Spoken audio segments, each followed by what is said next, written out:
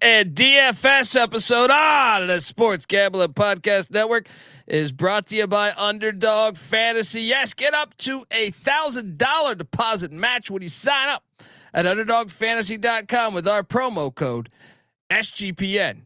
All right, once again, UnderdogFantasy.com, promo code SGPN. And remember, as always, folks, too, let it ride. Hey, it's Peyton Manning, and you're listening to SGPN. Let's ride.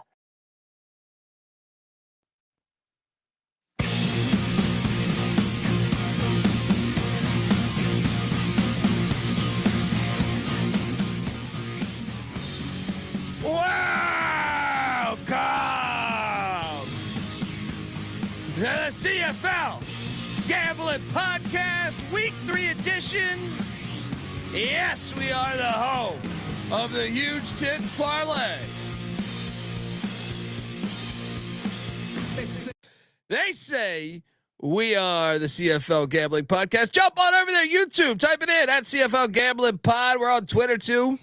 It feels good. I'm back in the studio in Los Angeles and ready to talk, ready for this weekend of action as we got a lot of news and the league's thriving. We already had a kick return as you touched on the UFL pod. So yeah. All right. If you're wondering who the hell you're listening to, that's fair. My name is Colby Swinging Database Dan, aka Pick Don D. That's not a pick. This is a pick. He was raised in the land down under, where a man thinks on his feet, speaks with his fists, and lives by his wits. When Dundee happened, he was a superstar. Nobody knows nothing. Somebody knows. Double the price, but no one touches Dundee. All right, buddy. I know you had a fire week, but I still like to talk shit too. And we came one win closer to my number one lock of the over on the Calgary Stampeders. I am joined by my co-host who does have a broken lawnmower. Give it up for the host of the Old Fashioned Podcast, which should be Old Fashioned Football Podcast. They drink Old Fashioned. You should be checking it out nonstop because drinking and football have always gone together. Give it up for Justin Mark, aka No Turn, No Lawnmower, Jmark. Yeah, about every other time I use it, it seems to break. And yeah, fire week last week, 4-0 ATS, just like we planned it out, or I planned it out. I guess you had some doubts on some teams. You doubted Saskatchewan. I said, nah, not this week. But yeah, I mean, we've taken Calgary. Both of us have taken them as a lock dog. Underdog locking them 2 weeks in a row, and they've hit it. The books got this team way wrong. I feel like 6.5 was their win total. They've gotten 2 already. And how could they be that? And they look good. They look good as a team. I mean, Dave Dickinson's got how many Grey Cups? Vernon Adams, we know he's one of the better quarterbacks in the league. Even PJ Walker, I know had looked rough in preseason, but has been good in spring ball and played in the NFL for a while. So, and then you add the pieces that they added defensively and even at the wideout spot. Dedrick Mills is back from the family situation and they're rolling it. It was mind numbing to me. Now I don't want to. We don't want to jinx this because watch Vernon Adams. The injury bug in the CFL has been going crazy this year. This is why you should play games in further into the winter, I think. But what we have so much CFL injury news. Break it all down for us, Jmark. Yeah, well, and not to breeze over the Dedrick Mills thing, we did give out him as an anytime touchdown. I believe it was plus 120 when we gave it out. That was an easy one. It just felt too easy. I'll try to remember all this injury news because there is a lot. I didn't see a lot in Montreal, Edmonton, not a lot that's going to impact them anyways. But the Saskatchewan-Toronto game was Samuel Emilus, who has started being He's a beast. The main target shareholder of their team. He's had like 32% of the target share average. He is out. Toronto is missing a whole load of people. Tavares Daniels is out. Donta McMahon out since he changed his name from McMahon to McMahon, I think. And then on the defense, their leading linebacker, Winston McManus, is out. They're also missing their left guard. He is out. It's not looking good for Nick Arbuckle and the Argos. For Ottawa, reports are that Dustin Crum taking all the QB1 snaps. Matt Schultz relegated back to the bench where he kind of belongs. I mean, I feel bad for Schultz. He's a good backup guy, right? I don't think he's a starter though. He's a good backup guy. He can't be relied on for a long time. And then Drew Brown stays injured, man. Yeah, he stays injured. He does. And the last thing coming out of BC, they won't officially rule Nathan Rourke out, but he has not practiced yet. Or by the way, Toronto, Chad Kelly out again. I know we kind of expected that, but he did practice in a limited fashion, which makes me think he is closer to coming back if he's actually on the field practicing a little. But for BC, Nathan Rourke, he's got a core muscle injury, which I've never injured my core muscle. I've injured the intercostal, which is the muscle between the ribs, and even fucking vacuuming hurt. So I can't imagine throwing 40-yard bombs. I don't get. So I don't expect him to play. I mean, he was obviously hurting last week after he just threw, and something must have pulled the wrong way when he threw the ball, because he wasn't hit, and he wasn't able to throw after that. So you're going to get the ageless wonder, Jeremiah Mazzoli. That fascinating. I mean, my guy June Jones, former coach of the Ticats and legend in the NFL and college football ranks. He coached Mazzoli with the Ticats, and when I talked to him last summer, he was telling me he's hoping that he gets a burn because he's June Jones retired. He's in his 70s, but on the island, lives, invested in real estate there and lives in Hawaii. And he was still keeping up to date with his boy, Jeremiah Mazzoli. So I know he's going to be happy potentially to see that. Also, we did have, there's some other stuff. Reggie Begelton is out, right? I think he might be out for the season. Did I see that, or just indefinitely? Indefinitely. He broke his leg. Nothing was torn. So that's actually a little bit better. I know that doesn't sound right, but you tear an ACL or whatever, you're out for the season. A broken leg, 6 to 8 weeks, you could heal. And now remember, this is a long season. If this was a year ago, that would be I would panic at that, but Calgary added so much wide receiver depth, I thought, this year. I think that they still might be fine. Another thing is, what Brady Oliveira and Peyton Logan, I think, are dinged up. I don't know if, I think they're questionable. Is that what it was? I keep missing stuff. Yeah. Peyton Logan is out. Brady Oliveira is questionable. Matthew Peterson looked great after Oliveira went out, the rookie. So they do have the depth there for that. The other thing I forgot, Toronto re-signed Kevin Brown. They had him in the preseason. I thought, hey, if they're going to get rid of Carey, at least they got Kevin Brown for short yardage situations, because he's kind of a bruiser. He did well in those short yardage situations in preseason, and then they cut him too. But he is back to kind of offset Mac Mahan being out. You bastard. We don't say that. You say that. I'm not saying that Mac Mahan bullshit. Mac Mahan. All right. Well, look, we're going to a lot of injury news. I mean, that's a lot of injuries for week 3. That's what I'm saying. You're already seeing the value of how important it is for backup. So we saw that in the Grey Cup last year, obviously. Folks, we're going to dive into all the games, but before we do that, I want to let you know that we are the CFL Gambling Podcast, part of the Sports Gambling Podcast Network, and the college football season is here. Team previews are back on the College Football Experience. Pick Dundee and Moneyline Mag preview every single FBS college football team, all 136 of them. You don't want to miss it. So subscribe, tell a friend, and let it ride. All right, we are back on the CFL Gambling Podcast, the home of the Huge Tits Parlay. Shout out to David Matola. Yes, they have a receipt. David Matola knows what I'm talking about. This is what I'm talking about. YouTube, get over there. He goes, he usually shits on Canadians, he says, because they use the metric system, but at least they still know what a real kickoff should be. Amen. Amen. All right. And look, Canadians are great human beings. I've been up there, traveled around this whole country. It's beautiful. Yeah. Look, shout out to the chat. Come be a part of the chat. And you know, there's Alouette talk already, trash talk going on. I got my Canadian whiskey ready. We're ready. Let's go. Slides, they're ready too. Boom. All right. We got the Alouettes, represent them there. They Thursday night head to Edmonton to take on the Eskimos.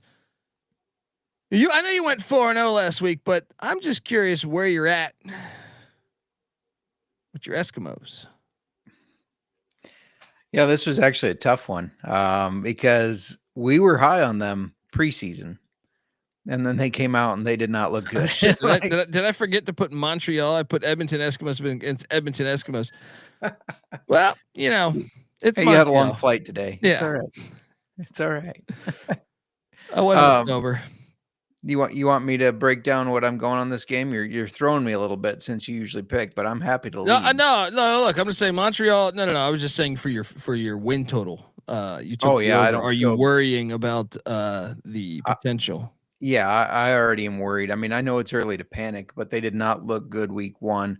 I don't know if it's good to have that week 2 bye. I guess it gives you that opportunity to fix things and come out firing on all cylinders, but it's also, I don't know, those early buys, I feel like kind of biting the ass. Yeah, I don't really like it. Montreal's laying 6.5, the over under at 48.5. Part of me thinks it's a trap. Give me these Eskimos plus the points. Do I think they're going to win the game? Probably not. But 6.5 is a big number. They can't play Mickey Mouse ball every play though, because Montreal will eat their ass for lunch. All right.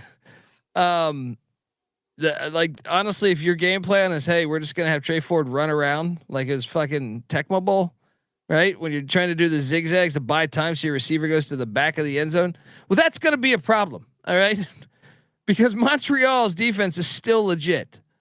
But I will take the Eskimos plus the 6.5. I do think Montreal is going to win the game. I don't think the money line's live. And I will take the over 48.5. What are you doing here? Yeah, this is a hard game to judge because if you just look at the scoring, Montreal has looked good, but they beat what I think is a shit Toronto team 28-10. And then they beat Ottawa with Matthew Schultz at quarterback last week, like 39-18.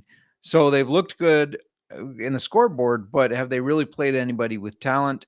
I don't think so. Now, Edmonton, though, they didn't really pass the eye test in week 1. So I'm a little concerned with, is Edmonton a shit team or not? I'm going with Montreal here. I think just based on their defense alone, their defense is looking like the best defense, them in Winnipeg so far in the league. So I think they're going to kind of overwhelm the Eskimos here and get a good lead going. Davis Alexander has looked like, I question that choice. Is he ready to be a starter? He's looked good. Very good. We'll see if he can go into Edmonton after the NHL hangover there that Colt is alluding to. What do you think of that total? Yeah, another one that I kind of went back and forth on because can Eskimos score enough points? But I do think that I could see this being similar to that Ottawa game, 39-18. So Montreal covering and the over hitting. Yeah. Cannabis Capuchin, who are the Elks? Don't know that answer myself. The Eskimo. I got the Eskimos playing the Eskimos here, so you can see where my mind's at. Type out Eskimos. All right. Jumping to Friday. Yeah. Saskatchewan, the Rough Riders are heading to T-Dot, take on these Argos. It's been a bloodbath so far for these Argos. Rough Riders laying 3.5, the over under 48.5. Jmark, it just seems so obvious. I'm nervous because it seems so obvious. Now I know there's a 3 out there that we will play. All right. Because shop around on these lines, folks, you can find much sharper numbers elsewhere, but, I just got to take Saskatchewan. Corey Mace's team plays good defense, and Toronto's offense looks so bad with McDonald's. They got the Big Mac. We got the big pile of shit. I gotta take. The Rough Riders look good. Like they look better than honestly, if you're asking me to assess 3 weeks in, Dundee, where are you most wrong? If folks didn't listen to our preseason episode, I was all over the Calgary Stampeders. You even had a future for them to win the Grey Cup, but I think this is the one that we're most wrong on right now. Would be Saskatchewan. I think maybe you could say Montreal, but Saskatchewan looks solid to me. They look better than what I thought. But they looked that way last year at the beginning, right? And then they lost, I think, 6 or 7 straight. So I'm not ready to say we were wrong yet. I'm going to say that they're on the same hot start that they were last year. I think they started 4-0 or 5-0, and we were like, holy shit, they're going to win this division. They could win the Grey Cup. And then they went on that losing streak. So I'm not ready to crown them yet. You want to crown them? Crown the asses. I'm just saying 3 games in, like what looks like your most inaccurate pick, I would say Saskatchewan. See, I wasn't as high as on it. I know you might have went 4-0 last week, but you're high on Edmonton too. So you got two questionable ones, but I was very out on Montreal. So so far, I was teams, too, but I think you were more out on Montreal than me. Yeah. I'm on Saskatchewan. I'm laying the 3. Like I said, shop around. There's a 3 out there. I'm all over the under too. I actually feel pretty good about this under. Give me the under 48.5. I don't think Toronto's offense is any good right now. And Saskatchewan's defense is solid. So I don't know how many points Toronto can put up. Yeah. A great point in the chat here from Cole Alvarez. And I probably should have thought about this with my DFS lineup. So now I have to put in a second one, but Kadeem Carey revenge game against Toronto going on here. That might be worth a little sprinkle for his props. Put him in DFS. I got a text earlier tonight from a former Toronto quarterback. I'm not going to name any names. That's good that you and Chad Kelly buried the hatchet, right? Saying, what does this organization there could have been a lot of names because I could have given you June Jones. He played quarterback for the Argos. There you go. I have his number. Joe Theismann, right? He played quarterback for the Argos. We have. Between me and you, I think we have like 7 former Argos phone numbers at the quarterback spot. So and I'm not going to say which one it was, but they did say, what does this Argos team do if they go 0-3? Especially if Chad Kelly, he was practicing limited, but if he really looks like it's a while before he plays, what do? They turn it over to Doge and see what he's got. Their let me just say right now, we are potentially staring at Chris Streveler being a backup and PJ Walker being a backup. Why not try to bring in or there's probably some QBs out on you see it in the UFL all the time where like guys that are just on the open market that you're like, wait, you can bring him in? I think there's good available quarterbacks, but Streveler looks so good week 1. I'm under the impression he's not starting this week, but he looks so good week 1. Yeah. Well, and I think with Winnipeg, with Kolaros' injury kind of concerns as he gets older, I think they need to keep him. But there's a guy that's a free agent that he came in against Montreal last year and went 6 for 6 for 87 yards and a touchdown for Toronto. The answer seems like it's right in front of them there. Anyways, I'll digress. Saskatchewan's going to win this game. Toronto is shit right now. They're spiraling downward. They thought, hey, we can move on from these guys that we have been part of the organization, these veterans. We can trust these younger guys, and it's backfiring on them. They thought that they looked smart as hell because it has worked for them, but it's not working this year. And yeah, so I'm all over Saskatchewan. The total is close, but I agree with you, the under, because I don't know if Toronto can score. I could see this being like a 28-10 type of game. I don't think it's a bad idea to parlay both of them. Saskatchewan laying the 3. Yeah. And then the under. I think the under is the better play, but Jmark, tell me, when you guys go bar hopping in T-Dot there, What does Chad Kelly like? What's his preferred drink to before he talks with the women? For himself or for the women? For the women, it's anything with a roofie in it. It's called a Cosby. He seems like a. I'll take a Cosby. I'll take a Cosby on the rocks. He seems like a G&T guy. I don't know. Hey, there's nothing wrong with a G&T. No, that's fine. That's what he seems like. All right, look, we're going to talk about Saturday's action. We got a doubleheader Saturday. Fantastic stuff. But before we do that, I want to let you know that the CFL Gambling Podcast is brought to you by Circa and their ultimate fantasy football giveaway. Yes, the Circa Resort Casino downtown Las Vegas, giving away the ultimate fantasy football experience for a 12-person league. To draft in Vegas and be treated like VIPs for their entire stay, you're going to get a limo ride from the airport, a $5,000 food and beverage tab at Stadium Swim, where you can have your draft, and a hotel stay for you and your 11 league mates. It's absolutely fantastic. And guess what? To enter the ultimate fantasy football contest, it's for free, no price. Just go to sportsgamblingpodcast.com/circa. That's CIRCA. That's sportsgamblingpodcast.com/circa.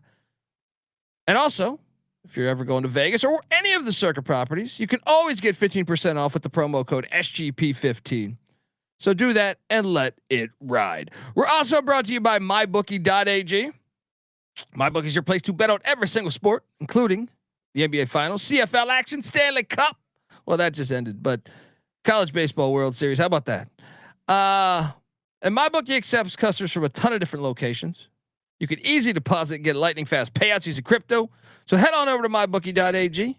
But when you do, use our promo code TCESGPN for 100% deposit match up to $1,000. Terms and conditions apply. Of course, that's mybookie.ag. Promo code TCESGPN. All right, Saturday, we get the Ottawa Red Blacks heading to Calgary to take on my boys. What did I do with this lineup here up top? I was in a rush. I apologize. The line that I'm currently seeing is Ottawa laying. What?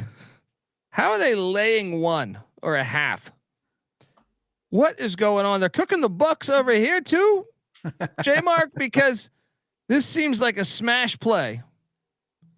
This seems like a smash play on the Calgary Stampeders. So I will jump on these stamps. Now the total, obviously the slide is incorrect there and I apologize. The total is 51.5. I am going to take the over because I think Calgary's offense is the best in the league right now. So give me the over. Don't love the over, but I'll take the over. But Calgary still getting disrespected by the books. I don't understand it, Jmark. What are you doing here? Yeah, I especially don't understand it because Drew Brown's not starting. If Drew Brown was playing, I'm on Ottawa this week. I think this is the week that it's okay to fade Calgary. They've been on a roll, but from everything we've seen, he's not playing, and Dustin Crum is going to be QB1. No more Matt Schultz, as I said at the beginning there. So I because of that, I mean, I don't trust Crum. I think Crum, he provides more running ability than Matt Schultz, obviously. But I do think he kind of stares down the first read. He doesn't go through his progressions as well, not as experienced. So because of how Calgary's been playing, their defense has been pretty good. Give me Calgary. I mean, we've taken them as dogs 2 weeks in a row. It's paid off. Why not another week? I don't get why the books seem to be so down on them. I was baffled by this number, dude. Yeah. So Vernon Adams hasn't thrown any touchdowns yet. Who gives a fuck? He ran one in. I saw him run one in. He ran one in last week. Dedrick Mills ran 3 in week 1. I don't get it. I don't get the disrespect. I think they've proven themselves to be in that conversation and be favored, especially at home. And they're not. And I think they're going to keep taking this disrespect and using it. I think they're going to keep using that as fuel to their fire. And they're going to be 4 wins away from cashing our over. I know, dude.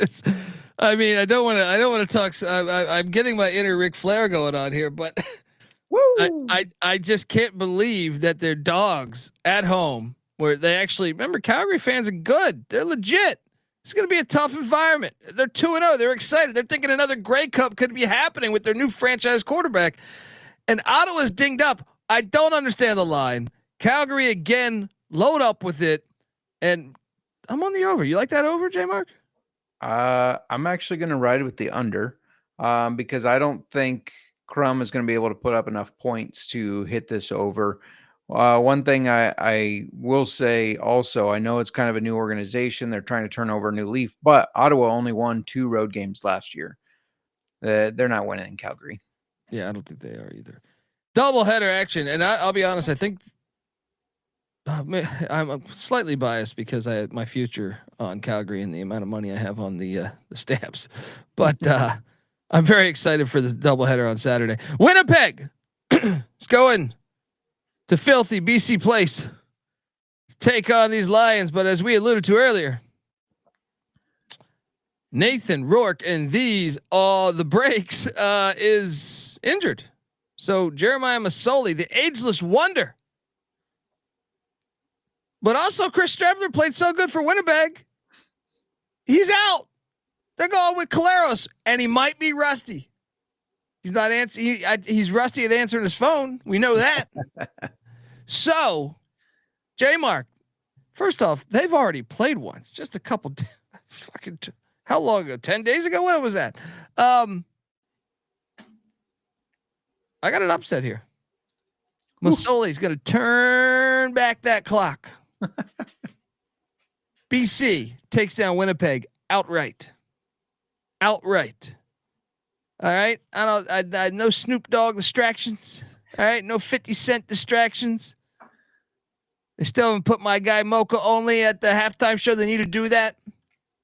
Give me the BC Lions though to win this thing outright. And I do like the over 50 and a half here too. Cause Masoli is going to make some plays. If I'm a Blue Bomber fan right now, this is the last thing you want is a ageless wonder. You know, everyone thinking, oh, we're going to load up on these Bombers. I'm telling you, BC's live, buddy. What are you doing here? That's ridiculous. But, you know, they kept pointing out that Nathan Rourke is now 0-4 against Winnipeg, maybe 0-5. Maybe what BC needs to beat them is the ageless wonder. I don't know. I'm on the opposite side. You know, Zach Claros pissed off that he didn't return that call in 24 hours and he got his stupid 1-game suspension. You know, there's a woman behind that. There's gotta be. There's gotta be. She's like, who's calling you? It's an unknown number. He's like, I don't know. I'm not even going to look at it. and then he's like, damn it, bitch. You know what you just did to me? You cost me maybe, home field in the playoffs, but yeah. You know, I know it was 1 game. But Winnipeg's offensive line looked like the best offensive line in the league. They ran the ball so efficiently that it didn't matter who's throwing the ball. So even if Zach Claros is a little rusty, I think they'll be able to run the ball just fine.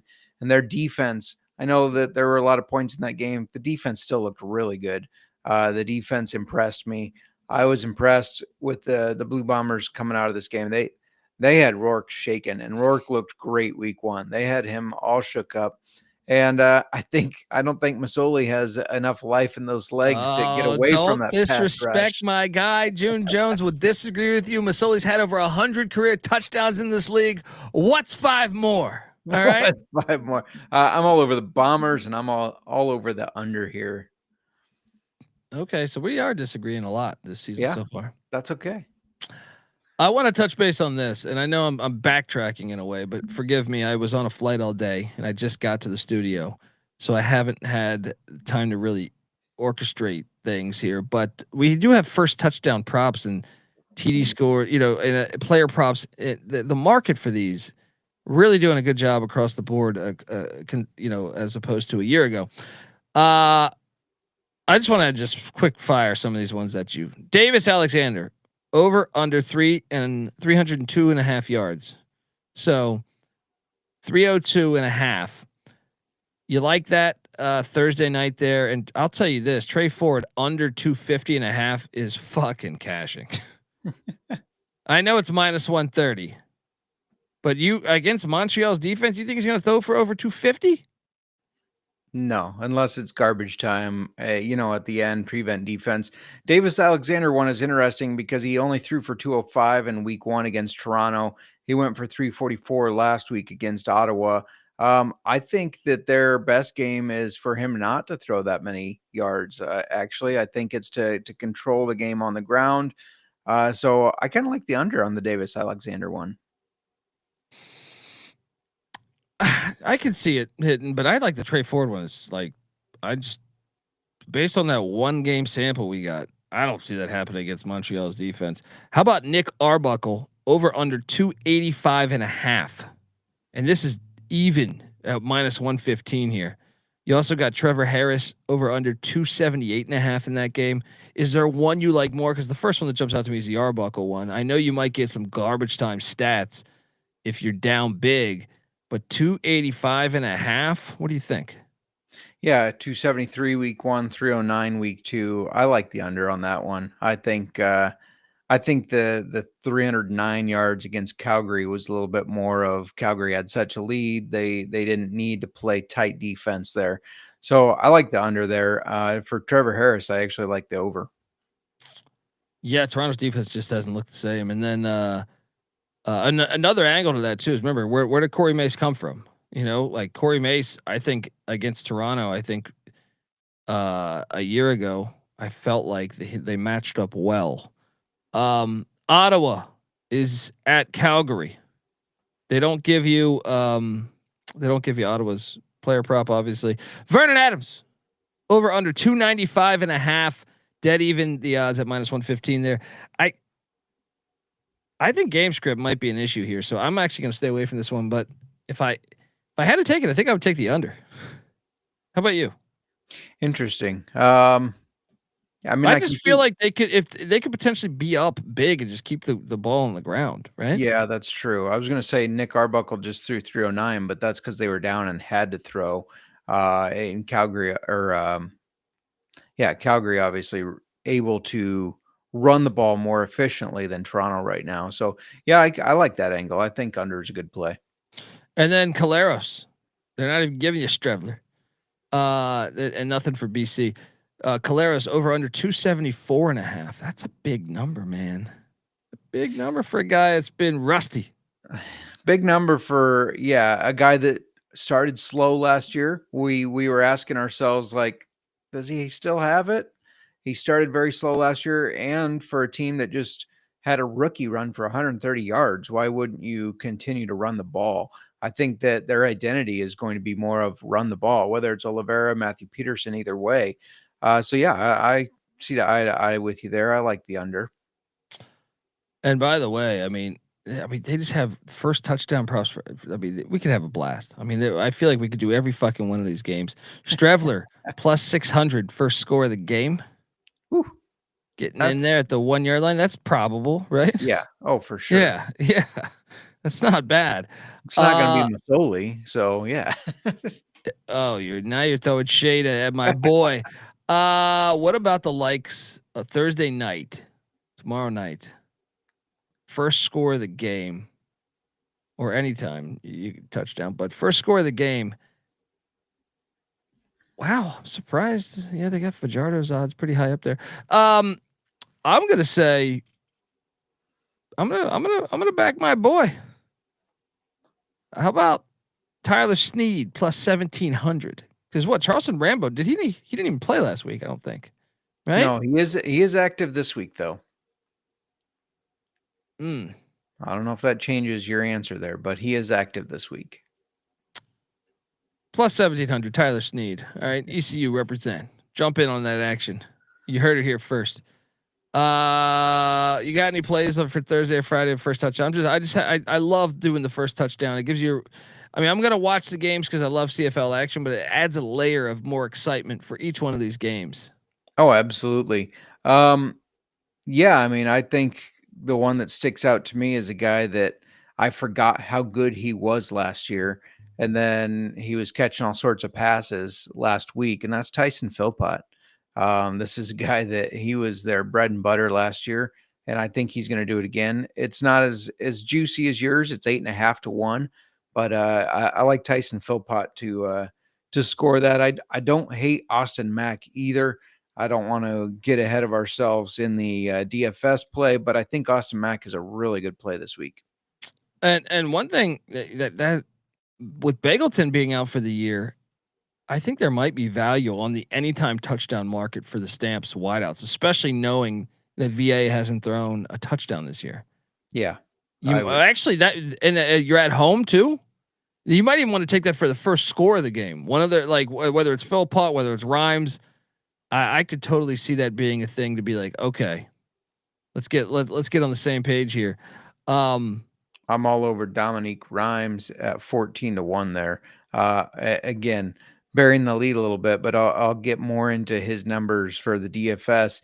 Another one that's jumping out at me once again, Dedrick Mills anytime touchdown is plus 110. We were all over that last week at plus 120. Why not nail it at plus 110 too? I'll keep taking that until I see otherwise, because he's got 4 in 2 weeks. Yeah. Jump in on that action.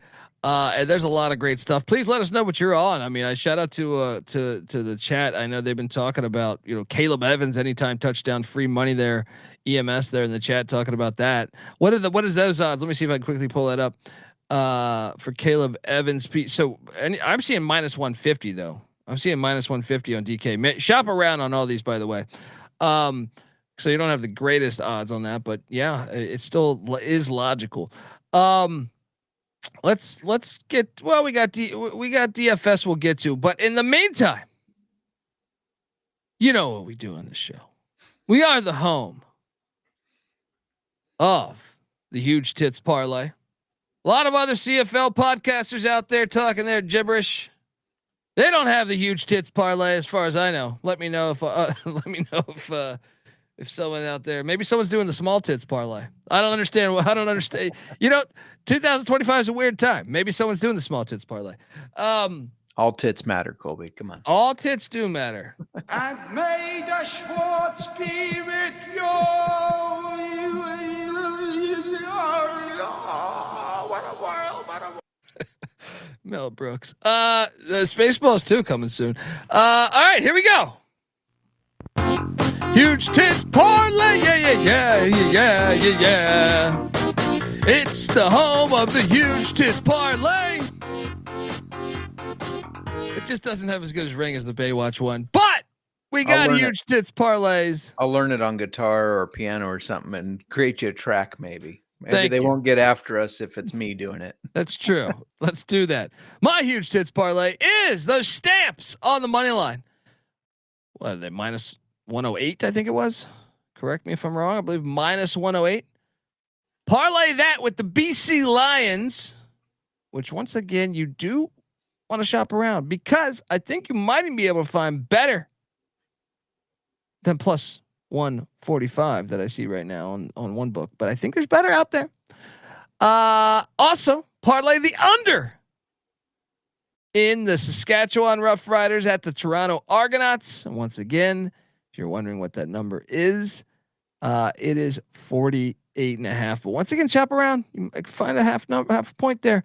$50 will get you 743 smackaroos.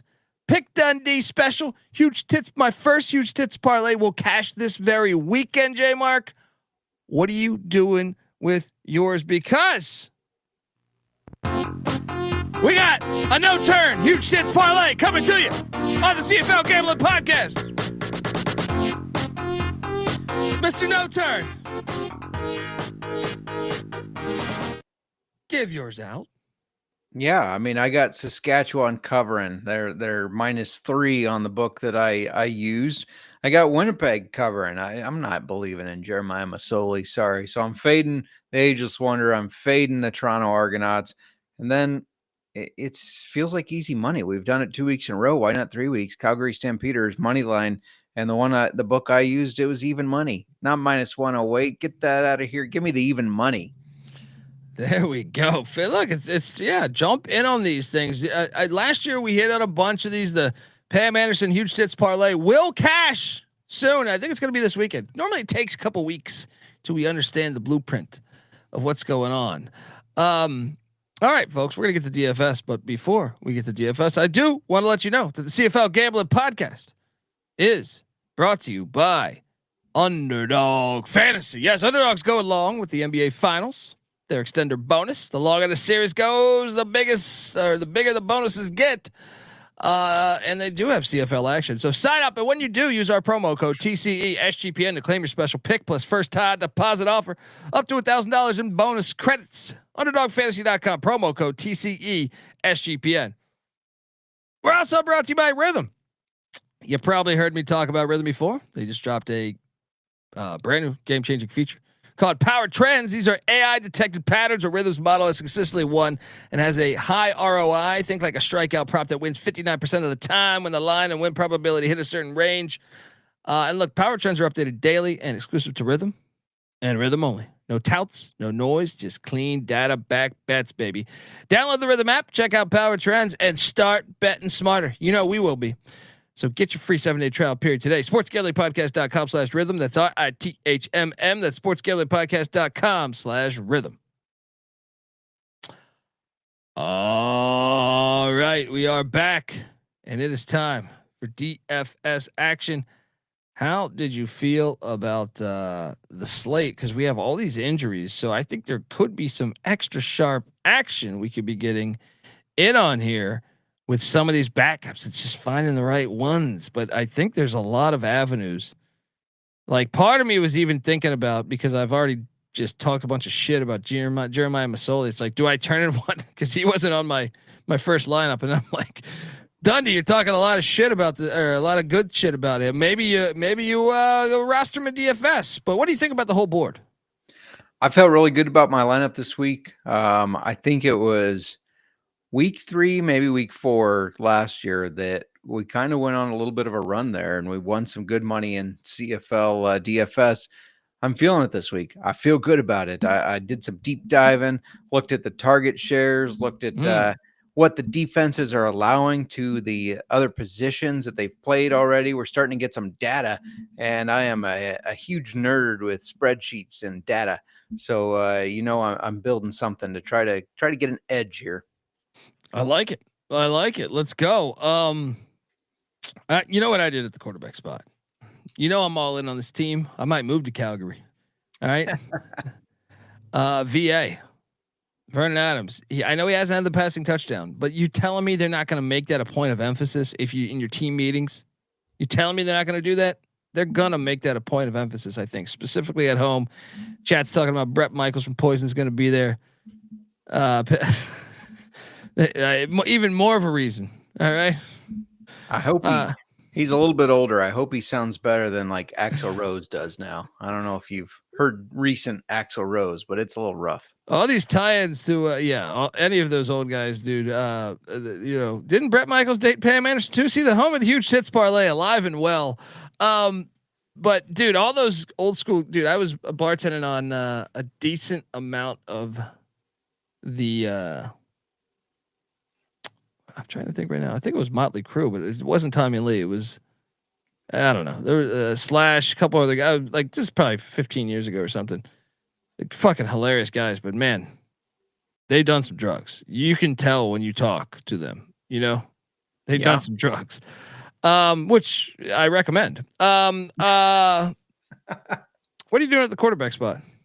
Yeah, no, I like your play on Vernon Adams. I went a little bit different route at 9,300. Davis Alexander, this guy has been much better than I expected. 73% passing completion, averaging 274.5 yards, a touchdown a game. Now, week 2, he only had 3 rushing yards. Week 1, he had 50. I think he gets back to that 50 rushing yards, gives you automatic 5 points. I wouldn't be surprised to see him run one in this week too.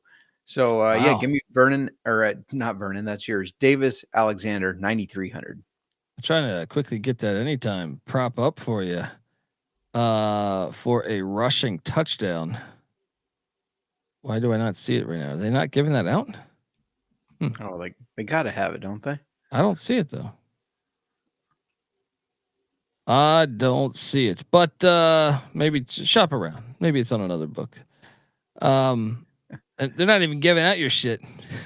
You're right. I don't see Davis Alexander on there either. Look, your lawnmower's broken. Your props are fake. All right. And they're giving me You got fake props going on. Take that anytime touchdown. Where?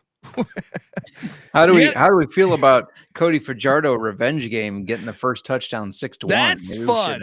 That's fun. I like this. And Kadeem Carey will be another one for the next matchup. But I like that one. I like that. And remember, I didn't roster Kadeem Carey, and I don't think you did either. I did not, but it's a good idea. Yeah, but I went with my guy, Dedrick Mills. I will take this guy until they stop giving him touchdowns. He's got 4 in 2 weeks. I have to roster him until he does me wrong. What are you doing? So mine is kind of based on if Oliveira is out, obviously. Matthew Peterson, he looked great last week. He ran 23 times for 130 yards and a touchdown. If Oliveira is out, if Oliveira is not out, I'm going to shift a little bit to AJ Owlette. I think Saskatchewan runs the ball well, and I think Owlette is kind of a focal point. I know Kadeem Carey is there, but Owlette's still going to get involved. But the official play is Matthew Peterson if Oliveira is out. I like that. That was like our play last week with Ottawa. If Drew Brown's out, and then we just get done with the episode. And it's like they break the news. He will not play. So I don't want people bitching. All right. We said do not take the Red Blacks if Drew Brown is out. Yeah. And so that counts as a win for us. I tweeted it immediately too that I was changing the horse midstreams because of that news. So follow us on the X. We're trying to let you know. There you go. At CFL Gambling Pod, at Jmark Football, and at the Colby D. Wide receiver wise, I have a vision, Jmark. Ooh, a vision. Yes. Vision board or just a vision? There was once when I was a kid, we had this thing out in Oakland in baseball, and they had the Bash brothers, Canseco, McGuire. They would never do drugs and ruin the game, but they were called the Bash brothers. But they weren't even real brothers. Me, I'm buying into real brothers this week. All right. We're going with the Philpotts. I like it. We know Beggleton is out indefinitely for Calgary. Yeah. So, and might I even add, even if he was playing, I do believe that Jalen Philpott has the most targets out of any receiver for Calgary this year. So now you're telling me one of their best wideouts is out. Where are they going to turn to? I'll tell you where they're going to turn. They're going to turn to Jalen Philpott. And then we talked about Davis Alexander. His security blanket, I think it's pretty fucking obvious, is Tyson Philpott. That one shouldn't surprise anybody. But maybe the Jalen Philpott, I think, could be one where I'm ahead of the market. What do you think? So what's Jalen Philpott's price right now? Jalen Philpott is 5,900. Okay, perfect. We have our little bourbon battle going on. If you haven't tuned in before, if we take the same or a different player on the same team, what's the current score, by the way? You are up 2-1. You're up 2-1. See what I do? I talk shit, even when it's not even. It's the first quarter. We just scored a touchdown, and I'm still talking shit. Who you go with? Yeah, so not my top wideout, but I'll give him out now because you mentioned that Calgary might rely on Jalen Philpott. I took Dominique Grimes at 5,600. He had 32% of the target share last week. In week 2, Ottawa allowed 117 yards to the left slot back spot where Dominique Grimes plays. I think he's going to be targeted heavily. I think that's a weak spot for the Ottawa defense, and Dominique Grimes, a former Ottawa Red Black, little revenge tour going on. Ooh. But yeah, we got Philpott, Jalen Philpott versus Dominique Grimes. Now, even better reason to watch my Stamps play. So yeah, I just gave away 2 wideouts. So give another one too. Well, yeah, let's see if you your other was Montreal, right? Tyson Philpott. Let's see if you want to. This may not be the same level, but fuck it, I'll throw it in there. Wow. Let's put this in the bourbon battle too, because I got a Montreal receiver. Again, not anywhere close to my highest price guys. I'm giving out my 2 lowest price guys now, but I got Austin Mack. 24% of the target share last week, 103 yards in week 1. Edmonton allowed a touchdown to the right slot back.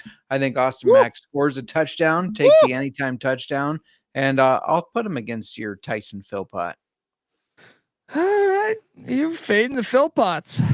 Have fun. Have fun. What did this family do to you? All right. Let's go. We got battles. Bourbon on the line. All right. And we'll make sure we tweet this out at the end of the season when do we have a slaughter rule? Like if I get up 10, do we call it quits? No way. There's always the comeback. I might do a little 4th and 12 UFL action. Come on. There you go. Oh man. All right. My next wide receiver is I'm going to that Winnipeg game. I just think BC's defense still needs to prove it to me. So Nick Dembski at 8K. I think Caleros will be able to throw the ball and have success, even though I'm taking BC to get that dub. Remember, I'm on the over in that game. So give me Nick Dembski at 8K. Did you roster Nick Dembski? I did. Real quick, shout out to Cole Alvarez in the chat. Thoughts on Blue Bombers releasing Reggie White? I think it's unfortunate that he didn't land with the team or stick with the team, but their wide receiver depth is very vast. So I think it makes sense, and I also think it gives him an opportunity to go somewhere else where the wide receiver depth is not as good. But yeah, I got Nick Dembski. How can you not after he had 21% of the target share, 2 touchdowns last week, and him and Caleros? I mean, they're connected. It's not like that's a new connection. They are they're used to it.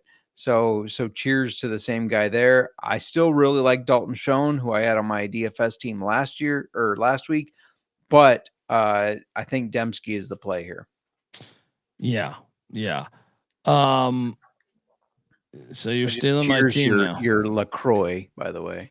Oh, well, I wanted to get this being unfair. I heard they hid the whiskey from you. They did. I just show up. I can't find any booze in the studio. See what happens when I leave the city? Like he's going to be hanging out with Jmark talking Canadian football. Let's hide the whiskey. Now you sold me on taking this next one at 4,300. Taking a shot on Mitchell Picton. Mitchell Picton for the Saskatchewan Roughriders. Yeah. You look, just last week, 2 for 22. The game prior, 2 for 31. But guess what? He's had increased targets with each game. So diamond in the rough, 4,300. Rough Riders against that phony Argonauts team. We know Samuel Millis is out. I know Keyshawn Johnson looked pretty fucking good, but yeah, why not take a shot? Although I am a little concerned because I saw Stearns and getting some PT too, but Picton is cheap, 4,300. Let's go. You on board? You sold me on this. You better be on board. I don't have him. I thought about rostering him. That's why when we were talking some lower priced guys, it's kind of interesting. Week 1, he was listed as a backup right slot back. Week 2, they put him in the wide receiver 2 position. I think with Emilis, who is a right slot back, out, they're going to move him back into that spot where he had more success. So that's why I think that is a really good play. I think he's going to get an increase in target share with Emilis out. But at the end of the day, I did not roster him. I haven't given out my most expensive wide receiver yet, and that's Geno Lewis, an average of 23% target share. I don't care who's throwing the ball to him. Calgary's allowing that exact amount to the left wide receiver 1 there. Both weeks, they've averaged 92.5 yards to wide receiver 1s on the left side, 1 touchdown a game. Woo! I think Geno Lewis is another guy that you can maybe sprinkle a little bit on that anytime touchdown. Am I worried that it's Dustin Crum thrown to him? Yeah, I'm a little worried, but Dustin Crum loves to look at the first read, and I think Geno Lewis is going to be the first read in a lot of plays. I'm sorry. I don't mean to shit on my boy Dustin Crum. It's just funny, but yeah, no. I mean, those numbers you rattled off, though, pretty damn impressive stuff. Going hard. They were like a hobo on a ham sandwich. They were going hard. Defense. Love that guy. He's got the best quotes. He does. What's my guy's name again? I'm drawing a blank. Montana Tech. Yeah, I can't remember his name. I can't remember his name right now. But the defense, to me, look, it's obvious. Saskatchewan's a play. No, I'm on the under in that game. I should take Saskatchewan, but I'm not, because Ottawa is ass play. All right. Let me tell you, Ottawa is true ass doo-doo play right now with all these injuries. I will take Calgary at 4,100. They're a new and improved defense. They've been showing it all year. You know, I'm all on board with these stamps. Give me the stamps, 4,100, and I could have got any defense I wanted. What are you doing here? The highest price defense left me with $0. I took them because they're the best in the league so far, fantasy football wise, DFS wise. Best defense in the league, Montreal Alouettes. We might have been wrong on Edmonton. We might have been wrong. I'm not willing to admit it fully yet, but we may have been wrong. Well, I told you the football gods are not happy with what they've done. I believe very strongly. People laugh. I am in touch and in tune with the football gods, and we talk about it all. And that's why the Bears better tread very lightly right now. Oh shit! The Chicago Bears, Arlington Heights, better tread very lightly right now, or the football gods. I'm telling you, this is career suicide right now. This guy right here is going to be rolling in his graveyard when they're in Arlington Heights in their fucking ass dome. They lose the winter advantage of that. Oh, I'm wind fucking coming so off the done river. with them if they go there. George Halas was very against any dome football. He's the guy who started the fucking National Football League. Yeah. Holy shit. They're gonna do it though. They're gonna do it. They won a Super Bowl. Super Bowl brings money to teams. Fuck that. In Arlington Heights. It's about as entertaining as my asshole. All right, now, yeah, I'm gonna beat you in DFS this week. Play my lineup, your cash, folks. We will be back. And by the way, moving forward, 2 CFL Gambling Podcast shows each and every week. We're gonna have a reaction show Monday or Tuesdays every week, and then our pick show probably Wednesdays until they move the Thursday game to Friday, which they do at some point, I feel like. So buckle up. All right. Check out Jmark and the Old Fashioned Football Podcast. Once again, he is on Twitter at Jmark Football. I'm on Twitter at DColbyD. The CFL Gambling Podcast on Twitter at CFL Gambling Pod, but also YouTube. Get on over there. All right. We are the home of the Huge Tits Parlay. Let us know your Huge Tits Parlay. All right. Tweet us. Whatever. Write us the YouTube chat channel. Type in that shit. Give out your look. Everybody can play a Huge Tits Parlay. I know we invented it, but everyone can play. That's the best part about life, right? Real quick, Colby. I just shameless plug on Old Fashioned Football. We are doing some CFL props in a bottle lock bet. What we're doing is taking $20. You could buy Evan Williams bottle and bond, but instead, let's take that $20 and build it towards a better bottle of whiskey. And right now, what's going on that you can bet? CFL is where it's at. So CFL props over there. And I try to make them different than what we talk about here. Oh, I see what you're doing then, huh? I like it. Okay. Folks, check out the Old Fashioned Football Podcast. That's awesome. That's fantastic. Let's go. We are the CFL Gambling Podcast. Make sure you subscribe. I can't wait to watch these games, and you will be hearing, we'll go deeper into the reactions very shortly here, starting next week. CFL Gambling Podcast.